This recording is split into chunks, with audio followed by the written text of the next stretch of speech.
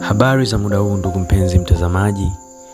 Leo tujifunze athari zitokanazo na mtu kujitenga.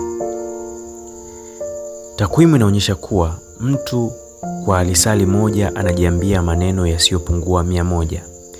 Kwa hivyo maneno 60 yote ni mabaya. Kwa kusema hivyo, maana yake ni kwamba mtu anapokaa peke yake kwa muda mrefu huwaza vitu vingi na hasa vyenye kumkatisha tamaa. Takwimu inasema kuwa asilimia kubwa ya watu wanaokaa peke yao huhisi kushindwa na kuona kwamba wana mzigo mkubwa kwenye kichwa na kuhisi kwamba dunia imemtenga. Hivyo basi inashauriwa kuwa ni vyema kupata muda wa kujadiliana na watu juu ya jambo ambalo linakukabili.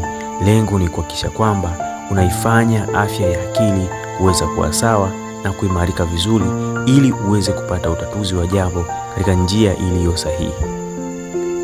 Watu walio wengi hasa wanapokumbwa na msongo wa mawazo huona kwamba hawawezi kuendelea na hivyo kujitafutia utatuzi wa changamoto walizonazo katika njia ambazo zilizo hatari zaidi.